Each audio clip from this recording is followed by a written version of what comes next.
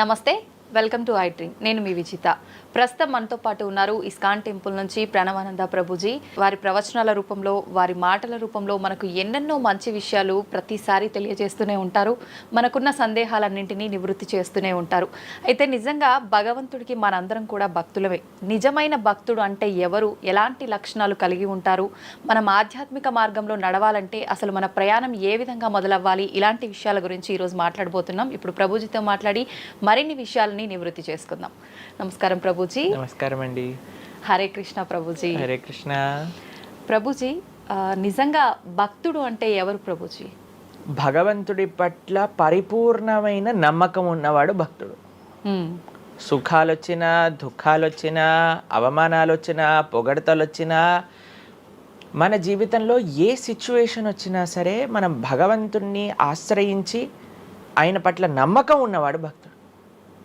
చాలాసార్లు ఏమవుతుందంటే అండి, మనకి మంచి జరుగుతున్నప్పటి వరకు వెరీ గుడ్, మనం చాలా భగవద్భక్తులం అని అంటే, కానీ ఏదన్నా చెడు జరిగిపోయింది ఏమనుకోండి, నాకెందుకు ఇలా జరిగింది, నేను ఇంత మంచివాడిని, ఆయన ఎందుకు అలా చేయలేదు, కాబట్టి ఈయన నాకొద్దు అని అంటారు చాలా మంది. మీరు ఆశ్చర్యపోతారు. అసలు నాకు నా భక్తి జీవితంలో చాలా ఇన్స్పిరేషన్గా అనిపించింది. నేను ఇప్పుడు మనకి తెలుసు పాలస్తీన్ ఇంకా ఇజ్రాయెల్లో వార్ జరుగుతుంది, గాజా అనే ప్రదేశంలో. అయితే ఒక ఆవిడ, అసలు చాలా వీడియోస్ చూశాను ఒకదాని తర్వాత ఒకటి, అక్కడ ఉండే వాళ్ళు మొత్తం ఫ్యామిలీ నష్టం అయిపోయినా, పిల్లలు చనిపోయినా, ఏం చేసినా సరే వాళ్ళు ఇలా అంటున్నారనమాట, ఏ అల్లా నువ్వు మాకు ఇది చేసావు కానీ మేము మాత్రం నీకు స్తోత్రం చేస్తాం. వాళ్ళ లాంగ్వేజ్లో వాళ్ళు చెప్తున్నారనమాట, నువ్వు ఏం చేసినా సరే మా మంచికే చేస్తావని నాకు తెలుసు, కాబట్టి ఇంకా ఇంకా మేము మిమ్మల్ని పొగుడుతూనే ఉంటాము. ఆ సిచ్యువేషన్లో కూడా అసలు ఆ నమ్మకం ఎలా ఉంది అని నాకు చాలా ఇన్స్పిరేషన్గా అనిపించింది. అరే ఎంత ట్రూ డివోషన్ వాళ్ళకి ఉన్నది, ఒక నమ్మకం వాళ్ళ దేవుడి పట్ల వాళ్ళకు ఉన్నది.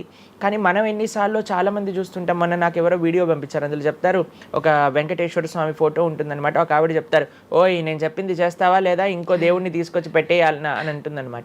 అయితే నేను చూసి ఆశ్చర్యపోయాను అనమాట. మనకి ఎందుకు ఇలాంటి ఫేత్, ఇలాంటి నమ్మకం ఎందుకు లేదు? ఎప్పుడైతే మనం ఎంతైతే మనకి ఇన్వెస్ట్మెంట్ చేస్తామో అంతే రిటర్న్ వస్తుంది కదండి. అలానే మన నమ్మకం, మాన అపమానాలు, ఇవి సుఖ దుఃఖాలు, ఇవన్నీ ప్రపంచంలో ఒక భాగం అండి. ఇదంతా జీవితంలో ఒక భాగం. అందుకే మన సనాతన సంస్కృతిలో ఎప్పుడు మంచే ఉంటుంది అని చెప్పారు. అందుకే ఈ ఉగాది పచ్చడి, మన నూతన సంవత్సరం ప్రారంభమైనప్పుడు షడ్రుజోపేతం కదండి, చెప్పుకున్నాం. కాబట్టి ప్రతి ఒక్కటి కొద్దిగా అది కావాలి, కొద్దిగా ఇది కావాలి. కానీ మనం ఏం చేస్తామంటే, ఎవరికైతే అచంచల విశ్వాసం ఉంటుందో భగవంతుడి పట్ల, స్వామి నువ్వేం చేసినా నా మంచే చేస్తావు అనేవాడు నిజమైన భక్తుడు. కాబట్టి ఎక్కడి నుంచైనా ఆ విశ్వాసం, ఆ శ్రద్ధ కానీ మనం నేర్చుకోగలిగితే ఇట్ ఈస్ ఎక్స్ట్రీమ్లీ వండర్ఫుల్ అనమాట. ఆ శ్రద్ధ, స్వామి నువ్వు ఏం చేసినా సరే నేను నిన్నే కొలుస్తా, అటువంటి శ్రద్ధ మన దగ్గర ఉండిందండి, మన దగ్గర ఉండింది. మన పూర్వీకులు, రాజులు, మహారాజులు, అసలు మన సంస్కృతి, సిక్కులు ఎవరైతే మనకి వాళ్ళ జీవితాన్ని త్యాగం చేసేసారు వాళ్ళ ధర్మాన్ని కాపాడుకోవడానికి. మనం చూస్తాం. అసలు ఇప్పుడు ఏంటంటే అండి, నాకు అన్నిటికంటే బాధాకరమైన విషయం ఏంటంటే, ఈ ప్రజెంట్ డే యూత్ ఉన్నారు కదా, వాళ్ళకి మన దేశ సంస్కృతి గురించి తెలియదు, మన దేశ హిస్టరీ గురించి తెలియదు, మన కల్చర్ గురించి తెలియదు, మన ఆధ్యాత్మికత గురించి తెలియదు. తెలుసుకోవాలి అనే ప్రయత్నం కూడా చేయట్లేదు. ఎవరు అసలు దేశాన్ని కాపాడాలనుకుంటుంది? అసలు మన పూర్వీకులు మనకి ఎలాంటి సంపత్తిని ఇచ్చారు? ఏవో టీవీలలో వచ్చే చెత్త ప్రోగ్రాములు చూడటము, టైం వేస్ట్ చేసేయటము. ఇప్పుడు మాకు చెప్తున్నారు, ఎవరో బిగ్ బాస్ అనేదో ప్రోగ్రామ్ వస్తుందట. జనాలందరూ అసలు ఏమొస్తుంది చెప్పండి? మన జీవితంలో ఏదైనా మార్పు కలగలిచా? మనకి లేదు. ఎవడో ఒకటి చోట వాడు డబ్బులు సంపాదించుకుంటూ వాడు చేసే చెత్త పనులన్నీ మనం చూస్తూ ఉంటే, మనం వింటూ ఉంటే, దాని తర్వాత చూస్తే పర్వాలేదు, ఆ వ్యక్తుల పట్ల అపరిమితమైన ప్రేమను పెంచుకొని, ఒకళ్ళు నాకు ఈ మధ్య ఎక్స్ప్లెయిన్ చేస్తున్నారనమాట, ఒక్కొక్కళ్ళకి ఆర్మీ అని తయారైపోయి వేరే వాళ్ళని దూషించటం, వేరే వాళ్ళని తిట్టడం. ఈ సమాజం ఇలా ఉంటే నీకు ఒక బిగ్ బాస్ అనే ఒక టైం వేస్టర్ని కావాలి, అది అయిపోగానే ఐపీఎల్ అనే ఒక టైం వేస్టర్, దాని తర్వాత నెట్ఫ్లిక్స్, అమెజాన్ ప్రైమ్, ఇవన్నీ ఎప్పుడు ఉన్నాయి.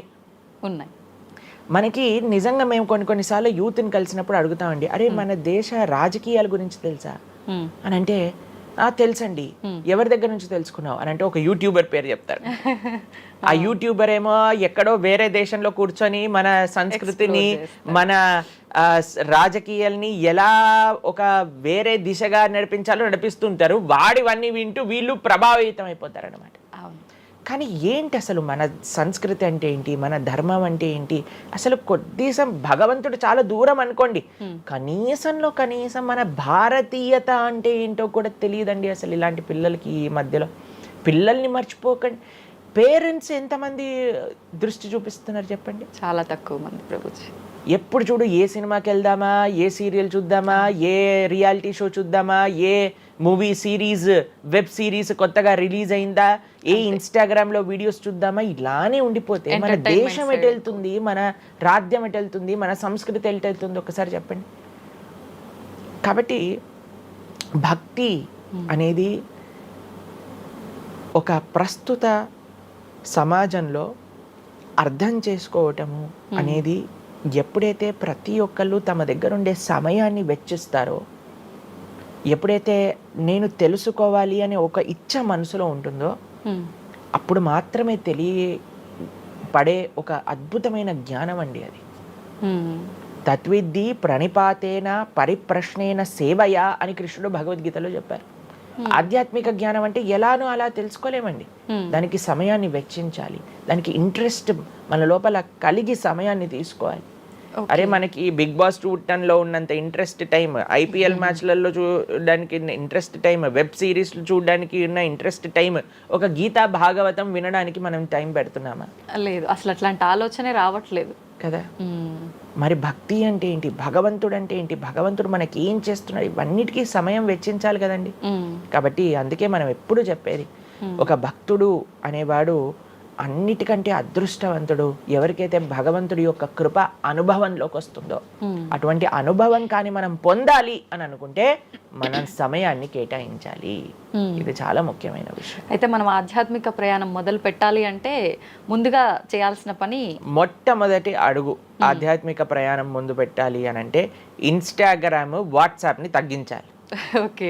ఇంతకు ముందు ఏకాదశి, ఇప్పుడు రేపు ఏకాదశి ఉపవాసం అంటే నిర్జల ఉపవాసం అని లేదా ఫలాహార ఉపవాసం అని అది చెప్తారు. కొన్ని సంవత్సరాలు అయిపోయాక ఉపవాసం అని అంటే కనీసం ఈ రోజైనా ఫోన్ చూడొద్దు అని చెప్పే రోజులు కూడా వస్తాయేమో అనిపిస్తుంది. ఎందుకంటే ప్రతిసారి కూడా అడిక్టెడ్ జనాలందరూ కూడా వాట్సాప్ వీడియోలు, స్టేటస్లు, ఇన్స్టాగ్రామ్, యూట్యూబ్, టీవీ వీటితో అడిక్ట్ అయిపోయి ఎంత సమయాన్ని వెచ్చిస్తున్నారు. అసలు మీరు అన్నట్టుగా జపం చేయడానికి అడుగురా అంటే జపం చేయడానికి సమయం లేదంటారు, వాట్సాప్ స్టేటస్ మాత్రం చూడడానికి సమయం ఉంటుంది. ఎంత విచిత్రం చెప్పండి. కాబట్టి మనము చాలా జాగ్రత్తగా మొట్టమొదటి అడుగు ఏంటి అని అంటే మనం చెయ్యకూడని విషయాలు పక్కన పెట్టడం. ఏంటి? అక్కర్లేని విషయాలు వినటం, అక్కర్లేని విషయాలు మాట్లాడటం, అక్కర్లేని విషయాల గురించి ఆలోచనలు చేయటం. వీటన్నిటిని పక్కన పెట్టి 4 నియమాలు చెప్పారండి మన శాస్త్రంలో భక్తిలో ముందుకెళ్ళడానికి, ధర్మ మార్గంలో ముందుకెళ్ళడానికి. మద్యం పానం శ్రియాసూన యథా అధర్మశ్చ చతుర్విధం అని భాగవతం చెప్తుంది. 4 రకములైన తప్పుడు అలవాట్లను మనం నిషేధన చెయ్యాలట. ఏంటి ఆ 4? మద్యము అని అంటే మద్యాన్ని సేవించడం, ఎనీ టైప్ ఆఫ్ ఇంటాక్సికేషన్ అని అనుకోండి, సిగరెట్లు కానీ, మందు కానీ, గుట్కా, మానిక్ చంద్, పాన్, ఇంకేమంటారు టొబాకో, ఇవన్నీ డ్రగ్స్, ఇవన్నీ అసలు చెప్తూ ఉంటే మిగతా ఎనీ కైండ్ ఆఫ్ ఇంటాక్సికేషన్ దీన్ని పక్కన పెట్టాలి. ఓకే. మనం భక్తి మార్గంలో ముందుకెళ్ళాలి అని అంటే చెప్తున్నాను. 2 మద్యం పానం శ్రియ అసూన. జూదము ఇంతకుముందు జూదం ఆడుతూ ఉండేవారు, మనకు తెలుసు, పాచికలాట అని అనేవారు. మహాభారతంలో యుధిష్ఠిర మహారాజు గారు ఆడినప్పుడు ఏమైంది వాళ్ళ జీవితంలో మనందరికీ తెలుసు. ఎన్ని కష్టాలు పడాల్సి వచ్చింది, ఆస్తంతా వెళ్ళిపోవాల్సి వచ్చింది, అరణ్యానికి పాలవ్వాల్సి వచ్చింది. చాలా మంది అడుగుతారు ఎందుకు మహాభారతం యుధిష్ఠిరుడు ఆడాడు. ఆయన ఆడి చూపించారు, అయ్యా ఆడితే ఈ పని అవుతుంది. మనందరికి ఎగ్జాంపుల్ సెట్ చేయడానికి ఆయన చేశారు. సరే, ఆయన చేసింది తప్ప కాదా, ఆయన ఏం అనుభవించారో తెలుసు కదండి. మనం ఎందుకు చెయ్యాలి ఆ పని? ఇప్పుడు జూదం యొక్క విపరీతమైన కాన్సిక్వెన్సెస్ తెలుసా అండి. ఇప్పుడు బెట్టింగ్ గేమ్లని, IPL మ్యాచెస్కి బెట్టింగ్స్ అని, లేదా ఏది వస్తే దానిపైన బెట్టింగ్లు పెట్టడం, అవి ఇవి ఎన్ని అప్లికేషన్స్ తయారైపోయి ఎన్ని ఒక యువతని ఒక తప్పుడు మార్గంలో పెట్టడానికి. అసలు మాకు అప్పుడప్పుడు మేము యూట్యూబ్ చూస్తాం కదండి ప్రవచనాలు వినడానికి, మా గురువు గారి ప్రవచనాలు వినడానికి మేము చూస్తుంటాం అనమాట. అప్పుడు వస్తుంది రమ్మీ సర్కిల్ అని యాడ్ వస్తుంది అనమాట. ఇప్పుడు పేరు చెప్తున్నారు ఎందుకు ప్రభుజీ అని మీరు అనుకోవచ్చు. ఎందుకంటే పెద్ద పెద్ద సినిమా యాక్టర్స్ వాళ్ళు ప్రమోట్ చేసేది రమ్మీ సర్కిల్ అని, మాణిక్ చంద్ కంపెనీస్ని, గుట్కాలని, తర్వాత ఏవైతే అన్హెల్దీ ప్రోడక్ట్స్ కోక్ ఇలాంటివి ఏవైతే సాఫ్ట్ డ్రింక్స్ కూల్ డ్రింక్స్ ఉంటాయో వాటిని మీరు ఒక్కసారి ఆలోచన చేయండి. వాళ్ళు నిజమైన శ్రేయోభిలాషులా మనకి ఒక్కసారి ఆలోచన చేస్తే మనకు అర్థమవుతుందండి. మొత్తం ఒక దగ్గర ప్రపంచం అంతా ఇవి తప్పు, ఇవి మీకు మంచిది కాదు అని మొత్తుకుంటుంటే, మీరు ఎవరైతే మీరు హీరోయిన్ నా రోల్ మోడల్ అని అనుకుంటున్నారో వాడు మీకు నేర్పించేది ఏంటి అని అంటే, నువ్వు ఈ పేకాట ఆడు, నువ్వు గుట్కా తిను, నువ్వు కూల్ డ్రింక్ తాగు, నీ జీవితం ఏమైనా మాకు పర్వాలేదు. మేము ఎక్కడికి వెళ్ళినా నోరు నొప్పొచ్చేటట్టు అరిచి చెప్తున్నా, అయ్యా ఇవి మంచిది కాదు, మీరు మంచి మార్గంలో ఉండండి, ఆరోగ్యాన్ని జాగ్రత్తగా పెట్టుకోండి, మనసు జాగ్రత్తగా ఉండండి, ధర్మాన్ని ఆచరణ చేయండి అని మేము చెప్తుంటే, కానీ జనాలకి వీటిల్లో ఇంట్రెస్ట్ లేదు. వీళ్ళకి నా రోల్ మోడల్ వాళ్ళు, నా రోల్ మోడల్ ఇది అని ప్రొద్దు నుంచి రాత్రి దాకా ఇన్స్టాగ్రామ్లో చూడటం, వాళ్ళగా మాట్లాడటం, వాళ్ళగా వస్త్రాలు వేసుకోవటం, వాళ్ళలాగా మేము కూడా వాళ్ళలాగా అవ్వాలి అని అనుకుంటే వాళ్ళు ఏం నేర్పిస్తున్నారు మీకు ఒక్కసారి ఆలోచన చేయండి. ఎంతమంది దేశంలో ఉండే యువత మొత్తం కూడా తప్పుడు మార్గంలోకి వెళ్తే మన భారతదేశ భవిష్యత్తు ఏం కావాలో ఒకసారి చెప్పండి. కాబట్టి ఫస్ట్ ఏమన్నా మనం ఇంటాక్సికేషన్, సెకండ్ గ్యాంబ్లింగ్ అని అంటారు, జూదం, ఏ ప్రకారమైన జూదమైనా సరే దాన్ని పక్కన పెట్టాలి. మూడవది మాంసాహారాన్ని సేవించటం, ప్రాణిహింస చెయ్యకూడదు, భగవద్భక్తి మార్గంలో ముందుకెళ్ళాలి, భగవంతుని తెలుసుకోవాలి అని అంటే. మనం లాస్ట్ టైం దీని గురించి మాట్లాడుకున్నాం, మనం ఎక్స్ప్లెయిన్ చేసాం అనమాట క్లియర్గా ఎందుకు మనం మాంసాహారాన్ని స్వీకరించకూడదు అని. అది భౌతికంగా మనకి మంచిది కాదు, ఆరోగ్యరీత్యా మంచిది కాదు, ఎమోషనల్గా మంచిది కాదు, ఎన్వైరన్మెంటల్గా మంచిది కాదు, స్పిరిచువల్గా మనకి మంచిది కాదు అని ఈ రీజన్స్ అన్ని చెప్పాం. అయితే నిన్నటి రోజున మాకు ఆ వీడియో పంపించారనమాట. సరే ఏమున్నాయబ్బా కమెంట్స్లో అని చదువుతుంటే చాలా మంది అన్నారు, రోజు ఈ వీడియో చూడటం వల్ల మేము మాంసాహారం తినడం మానేసాము, మాకు క్లారిటీ వచ్చిందని చాలా కమెంట్స్ ఉన్నాయి. కొంతమంది ఏం రాశారు తెలుసా అండి, మరి ప్లాంట్స్కి, మరి ఆకుకూరలకి, తర్వాత మనం పండించే మొక్కలకు కూడా ప్రాణం ఉంది కదా అని. మీకు ఒక విషయం చెప్తాను, చాలా మంది ఈ ఆర్గ్యుమెంట్స్ చెప్తారండి, నాన్ వెజిటేరియన్ మానేసేయండి అని అంటే, మరి మీరు జీవహింస చేయట్లేదా, మీరు కూడా మొక్కల్ని కట్ చేస్తున్నారు కదా అని అడుగుతారు. ఇప్పుడు దానికి 2-3 విషయాలు మీకు ప్రస్తావన చేస్తాను. ఒకటి, మీరు పాలకూరని, గోంగూరని, తోటకూరని కొయ్యడానికి వెళ్ళినప్పుడు అది గట్టిగా అరుస్తూ చంపేయకు నన్ను, ఏదో ఒక రక్తం కారటం, అది ఇలా గార్లో ఎగరటం, ఇలాంటివి చేస్తుందా అండి? లేదు. ఎప్పుడైనా మీరు ఆపిల్ పండుని కొయ్యడానికి వెళ్ళినప్పుడు ఆపిల్ పండుని ఇలా అనగానే దాంట్లో నుంచి రక్తం చెట్టులో నుంచి దారాలుగా కారుతుంటుందా అండి? అదేమైనా గట్టిగా అరుస్తుందా అని కొంతమంది అంటారు, అది అరుస్తుంది మనకి వినిపించదు. మనకి ఒకసారి అర్థం చేసుకోవాలి, ఒక ప్రాణికి, ఒక వెల్ డెవలప్డ్ కాన్షియస్నెస్ ఉన్న వ్యక్తికి, లేదా ఒక పర్సనాలిటీకి, లేదా ఒక ప్రాణికి, లేదా ఒక ప్లాంట్కి ఏంటి వ్యత్యాసము అనేది మనం తెలుసుకోవాలి. దాంతోపాటు ఇంకొక విషయం చెప్తాను, మరి ప్లాంట్స్ని తినచ్చు, యానిమల్స్ని తినకూడదు అని ఏంటి ప్రమాణము అనంటే, భగవంతుడు మనకి ఈ విషయాన్ని ప్రస్తావన చేశారు, స్వామి మనకి ఈ విషయాన్ని ఉపదేశం చేశారు. అయ్యా, నువ్వు కేవలం శాకాహారాన్ని మాత్రమే తినవచ్చును, సాత్విక ఆహారాన్ని మాత్రమే తినవచ్చును. ఎక్కడ చెప్పాడు భగవంతుడు? పత్రం పుష్పం ఫలం తోయం యోమే భక్త ప్రయశ్చతి. పత్రం పుష్పం ఫలం తోయం, నువ్వు ఫలములను, తర్వాత ఆకులను, నీటిని, పాలను, వీటితో సంబంధించినవి ఏవైనా సరే తయారు చేయొచ్చు, భగవంతుడికి నివేదన చేయొచ్చు, స్వీకరించవచ్చు. కాబట్టి మన శాస్త్రములు దేన్నైతే యాక్సెప్ట్ చేశాయి, ఇప్పుడు చెప్పాయనుకోండి, సరే ఈ ప్లాంట్స్లలో కూడా ప్రాణం ఉందయ్యా, ప్లాంట్స్ కూడా తినకు అని అంటే ఏం చేస్తామండి? గాలిని పీల్చుకుంటామా? సన్లైట్ తో బతుకుతామా మనం? ఏమన్నా ప్లాంట్స్ బతికినట్టుగా? ఏదో ఒకటి కావాలి కదా ఆహారం. కాబట్టి అన్నిటికంటే లీస్ట్ హింస, అహింస అంటే అన్నిటికంటే లీస్ట్ హింస ఎక్కడ ఉంటుందో అది కాబట్టి మనకి శాస్త్రం ఆమోదన చేసింది. నువ్వు ఈ ఏవైతే హర్బివోరస్ అని అంటారు చూడండి, ఏవైతే పశుపక్షాదులు కాకుండా ఏవైతే మొక్కలు ఉంటాయో, ఏవైతే ధాన్యం ఉంటుందో, ఏదైతే ఫలములు ఉంటుందో దాన్ని స్వీకరించు అని. తర్వాత రెండో ఆర్గ్యుమెంట్ ఏం చేస్తారో తెలుసా అండి, నాన్ వెజిటేరియన్ అనగానే మనం కానీ తినకపోతే వాటి పాపులేషన్ మొత్తం పెరిగిపోయి పెరిగిపోయి పెరిగిపోయి పెరిగిపోయి మనల్ని చంపేస్తుంది. అయ్యా, నువ్వొక్కడివి మారటం చేత ఏమీ అవ్వదు. అవును, మొత్తం మారిపోదు. ప్రపంచం ఎలా వెళ్తుందో కొంతమంది మూర్ఖులు ఉంటారు, ఎంత చెప్పినా మారని వాళ్ళు వాళ్ళ పని చేసుకొని ఇవ్వండి అంతే. భగవంతుడు బ్యాలెన్స్ ని తయారు చేశారండి. ఆ భగవంతుడు ఆ బ్యాలెన్స్ ని క్రియేట్ చేస్తారు. నువ్వు ఆ ధర్మాన్ని ఆచరించకుండా ఉండు. కాబట్టి 3 చూసాం. ఏంటి? మద్యం, పానం, శ్రియ, సూన. ఒకటి intoxication, gambling, meet eating. Last Prabhuji ఒక చిన్న డౌట్. ఇప్పుడు మాంసాహారం తినొద్దు, మన శాస్త్రంలో ఎక్కడ తినమని చెప్పలేదు అని అన్నారు కదా, మరి గ్రామ దేవతలకి కోళ్ళు, మేకలు ఇలాంటివన్నీ బలిస్తుంటారు కదా, మరి అది ఎక్కడ ఉంది అసలు? మీరు అమ్మవారిని జగన్మాత అని పిలుస్తారు తెలుసా? మీరు ఎప్పుడైనా అంటారా? అమ్మ అంటారు, అంతేనా? ఒక తల్లికి, ఒక తల్లితనంలో మీరు కూడా మదర్ కదండి, మీ పిల్లలకి ఏదైనా ఒక చిన్న బాధ కలిగితే మీరు ఓర్చుకోగలుగుతారా చెప్పండి? లేదు. అస్సలంటే అసలు అలాంటి ప్రస్తావనే తేయకూడదు ప్రభుజీ అని అంటారు. అవును, అంతేనా కదా? మరి జగన్మాత అని మనం అంటున్నప్పుడు ఆ జగత్తుకి తల్లి, జగత్తు మొత్తం అని అంటే ఆ పక్షి, ఆ ప్రాణి కూడా అదే జగత్తులో పుట్టిందే కదా.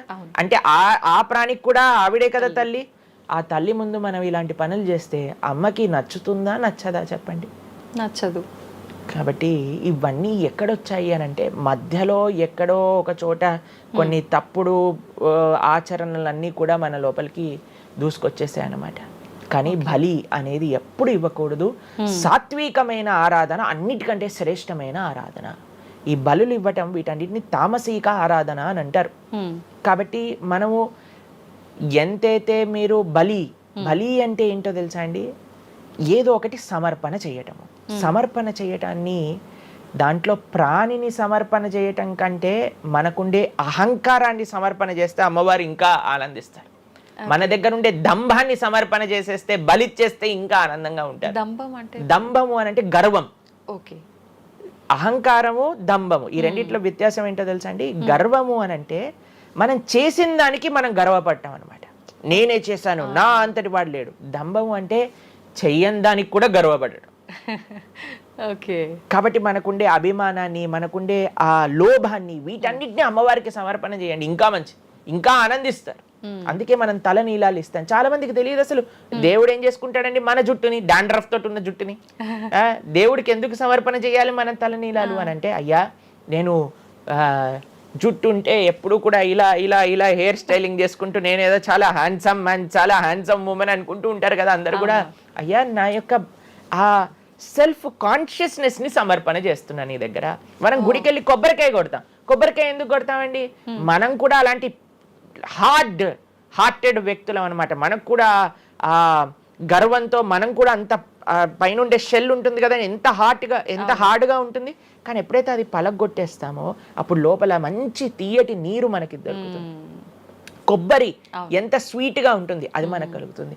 మన హృదయంలో ఆ సున్నితమైన భావాలు ఉన్నాయి, కానీ మనకుండే అజ్ఞానము, మనకుండే అహంకారం, మనకుండే అవిద్య దాన్ని ఆపేస్తుంది. అందుకే భగవంతుడి ముందు, స్వామి నీ ముందు నా అహంకారాన్ని సమర్పణ చేస్తున్నా అనే భావనతో మనం కొబ్బరికాయ కొట్టాలి. అంతేగాని కొబ్బరికాయ తీసుకెళ్ళి కొట్టేసి నేను ఈరోజు 108 కొబ్బరికాయలు కొట్టాను దేవుడి దగ్గర అనే అహంకారం వచ్చింది అనుకోండి, కొబ్బరికాయ కొట్టడమే వేస్ట్, ఫలితం లేదు.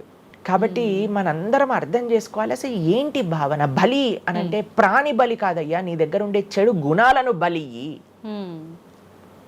కాబట్టి ఈ 3 విషయాలు అయిపోయి 4వ విషయం ఏదైతే మనం చేయకూడదో, ఇలిసిట్ సెక్స్ అని అంటారు, వ్యభిచారము అని అంటే పురుషులు స్త్రీలు పురుషులు. నిన్నే ఒకళ్ళు చెప్తున్నారు, ఒక టీవీలో ఒక న్యూస్ వచ్చిందట, one of the most famous యాక్టరో లేదా ఇంకెవరో వాళ్ళ హస్బెండ్ని వేరే స్త్రీలతో పాటు పట్టుకున్నారు అని మాకు ఒక న్యూస్ నిన్న ఒకళ్ళు చెప్తున్నారు అనమాట. అంటే వాళ్ళు ఏం చెప్పారంటే నాకు, ప్రభుజీ సమాజంలో ఇలాంటివి ఎన్నో కేసులు వస్తున్నాయి ప్రభుజీ, ఈ మధ్యలో న్యూస్లో ఇలాంటివి అయితే తరచుగా మనం చూస్తూ ఉన్నాము. కాబట్టి ఈ సమాజం ఎటువైపు వెళ్తుందో తెలియట్లేదు ప్రభుజీ అని అంటే మేము వాళ్ళకి చెప్పాం, సమాజాన్ని ఎందుకు ఇటువైపు నడుస్తుంది అని అంటే మనం చూపించే విషయాలు అలా ఉన్నాయి, చూపించే సినిమాలు అలా ఉన్నాయి, చూపించే సీరియల్ అలా ఉన్నాయి, చూపించే ఆదర్శమైన వ్యక్తులు అలా ఉన్నారు. మనం ఎవరైతే హీరోలు అనుకుంటున్నామో వాళ్ళు ప్రొద్దున లేస్తే విడాకులు తీసుకొని ఇంకొకరిని పెళ్లి చేసుకొని, విడాకులు తీసుకొని ఇంకొకరిని పెళ్లి చేసుకొని, ఇలాంటివి చూస్తుంటే మనం కూడా అది నార్మలైజ్ అయిపోయింది మన భారతీయ సంస్కృతిలో. కానీ ఎక్కడైతే ధర్మం ఉంటుందో, రాముడు ఆదర్శంగా ఉన్న వ్యక్తి ఎప్పుడు అలాంటి తప్పు చేయలేదండి. ఎందుకంటే రాముడు ఏకపత్ని వ్రతుడు. ఎంత కమిట్మెంట్ ఉండాలి భార్య పట్ల, భర్తకు కూడా అలానే అండి. ఇప్పుడు ఒకళ్ళు తప్పు అంటే, ఇప్పుడు చాలా మంది అనుకుంటారు ఇది ఎత్తి పురుషులకే వర్తించింది అని. పురుషులకు ఎంతైతే వర్తిస్తుందో అంతే స్త్రీలకు కూడా వర్తిస్తుంది, స్త్రీలకు ఎంతైతే వర్తిస్తుందో అంతే పురుషులకు కూడా వర్తిస్తుంది. కాబట్టి ఈ 4 చాలా జాగ్రత్తగా ఉండాలి. పరస్త్రీ సంఘము, పరపురుష సంఘం, వీటి నుంచి చాలా జాగ్రత్తగా ఉండాలి. ఈ 4 కానీ మనం ఆచరించగలిగితే మన జీవితంలో, చెయ్యకూడనివి 4, చెయ్యాల్సినవి 4. ఇప్పుడు మనం చెయ్యకూడనివి 4 గురించి విన్నాం కదా, చెయ్యాల్సిన 4 ఏంటో ఒక నిమిషంలో చెప్పేస్తా. మంచి భక్తుల యొక్క సాంగత్యం, మంచి పుస్తకాలు చదవటం, భగవన్నామాన్ని జపం చేయటం, మంచి ఆహారాన్ని స్వీకరించటం. ఈ 4 చేస్తే మనం డైరెక్ట్గా భగవంతుడి యొక్క శ్రీచరణాల దగ్గర ఉంటాం అనమాట. ఓకే, ఇవన్నీ జరగాలి అని అంటే మనం ఆధ్యాత్మికం వైపు మన మనసును మళ్ళించాలి. మనకి ఆధ్యాత్మికము అవసరము అని మనం తెలుసుకోవాలి. ఎప్పుడైతే తెలుసుకుంటామో మనం సమయాన్ని ఇవ్వగలుగుతాం. ఓకే ప్రభుజీ, జపం అని అంటుంటారు. నిజంగా జపం అంటే ఏంటి ప్రభుజీ? ఏ విధంగా జపం చేయాల్సి ఉంటుంది? జపము మనకి కలియుగంలో తరించడానికి మార్గం. కృతేయ ధ్యాయతో విష్ణుం త్రేతాయాం యజతోమకై ద్వాపరే పరిచర్యాయాం కలో తత్ హరికీర్తనం అని చెప్పారు. భగవంతుడి యొక్క నామ జపం అత్యంత శ్రేష్టమైనది. కృష్ణుడు భగవద్గీతలో ఏం చెప్తారో తెలుసా అండి? అన్నిటికంటే గొప్ప యజ్ఞం, యజ్ఞములలో నేను ఒక యజ్ఞాన్ని అని చెప్తారు. ఏ యజ్ఞం తెలుసా? యజ్ఞానాం జప యజ్ఞోస్మి అని భగవంతుడు చెప్తారు. అన్నిటికంటే గొప్ప యజ్ఞం జపం చేయడం అనమాట. ప్రతిరోజు జపం చేయాలి. మేము ప్రతిరోజు 2 గంటల పాటు జపం చేస్తాం ప్రొద్దున పూట. ఏంటి జపం చేయాలి? భగవన్నామాన్ని జపం చేయాలి. భగవన్నామము అత్యంత సులభంగా మనల్ని భగవంతుడి యొక్క కృపని తెచ్చిపెడుతుంది, భగవంతుడి యొక్క రియలైజేషన్ మనకిస్తుంది అనమాట. అందుకే హరిర్నామ హరిర్నామ హరిర్నామేవ కేవలం కలోర్ నాస్తేవ నాస్తేవ నాస్తేవ గతిరన్యదా అని చెప్పారు. అన్నిటికంటే శ్రేష్టమైనది ఎటువంటి రూల్స్ అండ్ రెగ్యులేషన్స్. ఇప్పుడు కొంతమంది అనుకుంటారు జపం అంటే చాలా రూల్స్ ఉండాలి, అది చేయాలి ఇది చేయాలి అని. ఏం లేదు, చక్కగా శుచిగా ఉండండి, శుభ్రంగా ఉండండి, భగవంతుడి ముందు దీపం పెట్టండి, కూర్చోండి, ఒక జపమాల పట్టుకోండి. హరే కృష్ణ కృష్ణ కృష్ణ హరే హరే, హరే రామ రామ రామ హరే హరే. సింపుల్ మంత్రం, ఎవరైనా చేయొచ్చు, ఎటువంటి కాంప్లికేషన్స్ లేదు. ఏ స్థితిలో ఏ అవస్థలో ఉన్న వాళ్ళైనా సరే చక్కగా జపం చేయొచ్చు. ఎటువంటి నియమాలు లేదు. ఎప్పుడైనా సరే చక్కగా భగవన్ నామానికి నియమం లేదు, మంత్రాలకి నియమాలు ఉన్నాయి, కానీ ఇది భగవన్ నామం. ఇటువంటి నామాన్ని కానీ మనం హరినామం అని అంటారు దీన్ని. ఈ హరినామాన్ని కానీ చక్కగా జపం చేయగలిగితే మనకి బ్రహ్మాండమైన ఫలితాలు, ఆ భగవంతుడి యొక్క కృప మనం ఎక్స్పీరియన్స్ చేయగలుగుతాం మన జీవితంలో.